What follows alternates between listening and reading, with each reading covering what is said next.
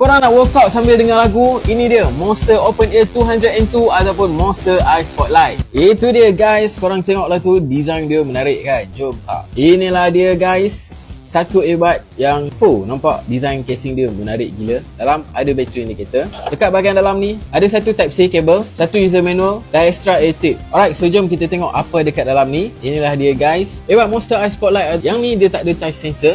Selalu kita ada touch sensor dekat sini, tapi yang ni tak. Yang ni dia ada physical button. Korang boleh tengok untuk volume, button ada dekat sini, dan untuk on off button ataupun button untuk navigate ada dekat sini. So kalau korang tekan sini sekali, korang akan play pause lagu. Korang tekan 3 kali, korang akan next. Dan kalau korang tekan lama-lama, dia akan off. So dia ada AirTag dekat sini yang akan bagi efek noise cancellation, dan dia juga ada mic dekat bahagian sini. Dan untuk model ni yang bestnya adalah dia ada bateri indicator dekat bahagian sini. Senang gila kita nak tengok bateri. Tempat charge dia ada dekat bahagian belakang, type C guys. Jom kita test. Alright, so nak pakai dia senang je. Korang capuk je dekat telinga korang dan masukkan. Wow, bila masuk kat dalam telinga, bunyi persekitaran tak dengar sangat. Noise cancellation dia agak bagus guys. Okay, so jom kita test dia punya bunyi. Wow, untuk model ni korang tengok full volume, bass dia berdentum-dentum. Suara aku ni dah tak dengar sangat dah, sebab noise cancellation dia memang power gila. Ui, sedap gila guys. Untuk bass dia, kekuatan bunyi dia pun kuat, dan treble dia pun tak membingitkan telinga kita. Kalau korang nak main game, earphone ni dia jenis yang tak ada gaming mode. Tapi kalau korang nak buat call, mic dia power gila. Korang tengok graph dia ni, kita dah pun test. Mic dia kuat guys, kuat, tak ada noise dan clear suara kita tu. Korang dengar sendiri. Sekarang kita tengok test mic daripada